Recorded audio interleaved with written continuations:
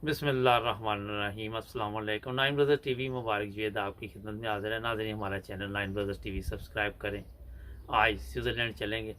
बहुत ही प्यारे दोस्त बाबर जुएद साहब हमारे साथ होंगे और आज इनसे पूछेंगे कि इन्होंने जमात अहमदिया किस तरह कबूल की और क्या क्या तकलीफ़ें बर्दाश्त करनी पड़ी। तल्लक इनका वैसे पाकिस्तान से ही है मगर आजकल स्विट्ज़रलैंड में होते हैं। चलते हैं स्विट्ज़रलैंड। अस्सलाम वालेकुम। वालेकुम सलाम रहमतुल्लाह जी। हाँ जी, क्या हाल है आपका? ठीक ठाक अल्हम्दुलिल्लाह रब्बिल आलमीन, ठीक हूँ जी। माशाल्लाह।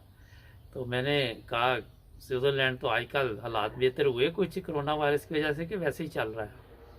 बेहतर है मगर कुछ एक दो रोज से कुछ उसमें ज़्यादा ऐसे केसेस आए हैं। नॉर्मल बेहतर है बहुत सारे मुल्कों में। इस वक्त हमारे यहाँ काफ़ी पुरसकून माहौल है अल्हम्दुलिल्लाह। माशाल्लाह, बहुत ज़बरदस्त मुल्क है जनाब ये तो आपका। हाँ जी, हाँ जी, हाँ जी। तो ऐसे ही है। आप कब से यहाँ स्विट्ज़रलैंड में? मैं जी साहब का 30 साल से 1999 2 अगस्त 1999 में मैं यहाँ आया था। और पाकिस्तान सर कहाँ से?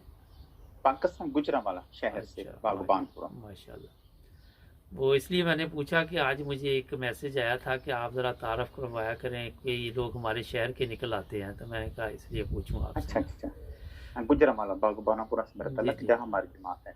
अच्छा, माशाल्लाह। तो आप ने भी बैत की 84 में, हाँ जी, हाँ लेकिन जी, 84 में। माशाल्लाह आपने बताया था कि आप काफ़ी देर पहले से जमात में राब्ते में थे। जी जी जी जी। तो मैंने कहा आपसे पूछते हैं कि एक फ़िरके से दूसरे फ़िरके में जाना काफ़ी मुश्किल काम है, इतना इजी नहीं है। नहीं नहीं नहीं नहीं। तो आपको ये किस तरह, थोड़ा सा हमारे नाज़रीन को बताएं कि किसी ने तबलीग की या क्या तरीक़ाकार था कि आप?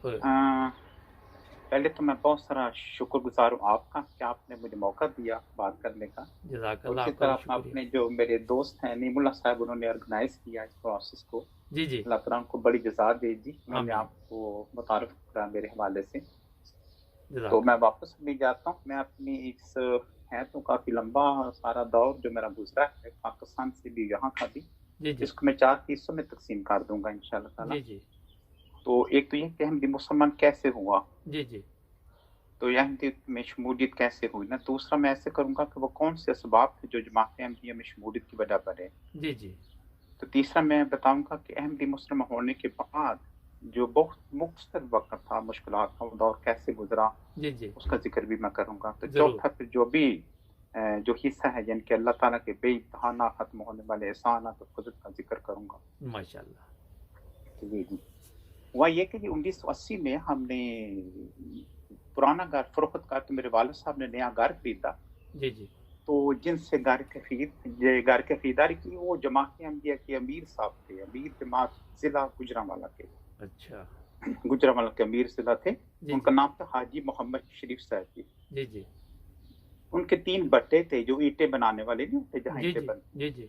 वो भट्टे थे ना। जी जी। तो उनके साथ उन्हीं 1980 के आगाज़ में जो उनसे घर खरीदा, तो उसी वक़्त उनसे मुतारुफ़ हुए हम लोग, हमारी फैमिली। तो माशाल्लाह। थोड़े से वक़्त में काफ़ी क्लोज़ हुए। जी जी। तो उन्होंने मुझे पूछा कि आपकी तालीम क्या? मैं कहा मैं तकरीबन 7वीं क्लास का तालिब-इल्म हूँ। तो कहते कि बाकी तालीम जो है इस्लामी कुतुब की, मैं कहा वो ज़्यादा तो नहीं मैंने पढ़ी। जी जी। तो कुरान करीम, मैं कहा मैंने कुरान करीम पढ़ने के लिए मैं 2-3 दफ़ा मस्जिदों में गया हूँ, मगर उलमाए कराम जो हमारे मौलवी हैं वो सख्ती से पेश आते हैं, इतना मारते हैं कि मैं दोबारा नहीं गया ना। जी तो जी। मैं छोड़ दिया, कुरान करीम का पढ़नी छोड़ दी। जी जी। तो कहते हैं वो क्यों ऐसा हुआ? मैं कि एक दफ़ा हम कुरान करीम पढ़ने के लिए गए थे, मेरी उम्र 9-10 साल थी। मौलवी साहब के पास छड़ी हाथ में पकड़ी, तो उन्होंने दूर से छड़ी के बच्चे की तरफ फेंकी। तो बच्चों का कसूर ये, तो आपस में बातें कर रहे थे, जी ज़्यादा जी। पढ़ने के दरमियान ना। जी तो जी। उससे मैं बड़ा खौफ़ज़दा हुआ, फिर मैंने दोबारा मस्जिद का रुख नहीं किया। जी जी। वैसे वालिद साहब के साथ नमाज़ पढ़ने, जुमा पढ़ने जाया करता था, मगर बाकायदा सुबह स्कूल से पहले जो कुरान करीम की तालीम के लिए कायदा वगैरह पढ़ाया जाता है, पढ़ने जाते थे बच्चे, मैं उनमें शामिल दोबारा छोड़ दिया मैंने ना। जी जी। तो कहते थे इसमें मुश्किल कौन-सी बात है, अगर तुम चाहो तो हम तुम्हें कुरान पढ़ा सकते हैं। जी जी। मैं क्या मैं आप मुझे कुरान पढ़ाएँगे? आप तो काफ़ी मसरूफ़ हैं। वो जी जी। कहते हैं मुझे छोड़ें, आप अपना बताएँ, आप पढ़ना चाहते हैं कुरान? मैं क्या मैं सच्ची बात है, बड़ा शौक रखता हूँ। जी जी। अगर आप ऐसा हो जाए तो बड़ी बात है। तो میں نے کہا کہ میں انشاءاللہ تیار ہوں. تو کہتے ہیں وہ کون سا وقت ہے جو آپ کو سوٹ کرتا ہے, کس وقت آپ آ سکتے ہیں قرآن کریم پڑھنے کے لیے؟ جی جی تو میں کہا جی مجھے جماعت احمدیہ کی مسجد میں جانا پڑے گا. کہتے نہیں ضروری نہیں ہے, تو میرے گھر میں بھی آ سکتے ہو. جی جی تو میں نے کہا گھر میں آنا, تو میں نے گھر اپنے والدہ سے بات کی, تو حاجی محمد بشیر صاحب جو ہیں انہوں نے مجھے قرآن کریم پڑھانے کی آفر کی ہے. جی جی تو آپ اس میں کیا کہتے ہیں؟ کہتے قرآن کریم پڑھنے میں تو کوئی حرج نہیں, مگر یہ دیکھنا پڑے گا کہ ہمارا اور ان کا قرآن ایک ہی ہے, اس میں کوئی تبدیلی ہے. ٹھیک. مطلب یہ نہ ہو تمہیں اپنا قرآن پڑھا دے تو ہم اپنے قرآن سے تمہاری ہو جو نا. جی جی میں نے پھر ان سے دوبارہ جا کے چھوٹی سی میٹنگ کی. میں کہا حاجی صاحب ہمارا اور آپ کا قرآن ایک ہی ہے. جی جی کہتے کوئی آپ اپنا قرآن لے, میں وہ پڑھا دیتا ہوں اگر میرا قرآن نہیں پڑھنا چاہتے. تو میں کہ ٹھیک ہے کوئی فرق نہیں. کہتے کوئی فرق نہیں. تو میں کہ چلے پھر شروع کریں گے انشاءاللہ تعالیٰ. کب سے شروع کریں؟ کہتے جمعے سے آغاز کرتے ہیں. جی جی تو انہوں نے میرے لیے ایک یسر القرآن مسجد سے یا ربوہ سے منگوا لیا ہوا تھا. جی جی تو کہتے کون سا وقت؟ میں کہ میرے لیے زیادہ بہتر ہے کہ عشاء کی نماز کے بعد میں تھوڑا سا آ کے پڑھ لیا کروں, کیونکہ پہلے میری مصروفیت ہوتی ہے اسکول کی, ٹیوشن پڑھنا سارا. جی جی تو کہتے بسم اللہ آ جاؤ, میں وقت تمہیں دے سکتا ہوں عشاء کے بعد بھی. تو میں گیا جہاں ان کے پاس قرآن پڑھنے کے لیے, تو انہوں نے نقطے سے شروع کیا, 1 نقطہ 2 نقطے 3 نقطے. میں کہا حاجی صاحب یہ مجھے آتے ہیں, آپ آگے سے شروع کریں. کہتے ہیں یہیں سے شروع کرنا ہے. ٹھیک.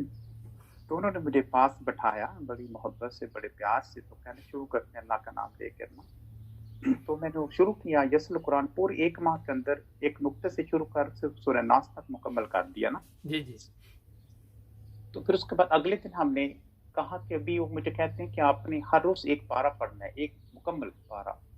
یعنی کہ عشاء کی نماز کے بعد پورا 1 گھنٹہ انہوں نے مجھے دینا شروع کیا. 30 دن میں ہم نے قرآن کی مکمل کر دیا جی. ماشاءاللہ. سورہ فاتحہ سے لے کے سورہ ناس تک پورے 30 دن میں ہر روز انہوں نے مجھ سے 1 پارہ سنتے تھے. ماشاءاللہ. اللہ تعالیٰ ان کو بڑی سزا دے, آج بھی وہ آمین. یاد آتے ہیں, دعا کے مستحق ہیں نا. تو اس کے بعد مجھے بڑی خوشی ہوئی. تو مٹھائی تو میں نے لے کر آنی, تو انہوں نے بندوبست کیا ہوا تھا. ٹھیک. کہتے کہ میری طرف سے مٹھائی بھی اور بھی چیزیں اپنے گھر لے جاؤ, بتاؤ کہ ہاں بھی میں نے قرآن پڑھا ہے. تو میں آیا تھا تو بڑی خوشی کی لہر دوڑی. تو والد صاحب تھوڑا سا خاموش سے ہو گیا کہ کہتے بس ابھی مزید اور تم نے ابھی ان سے زیادہ روابط نہیں رکھنے, جی جی خطرناک ہو سکتا ہے. مطلب ہے تمہیں کچھ اور بھی چیزیں کتابیں نہ دیں پڑھانے کے لیے یا پڑھنے کے لیے.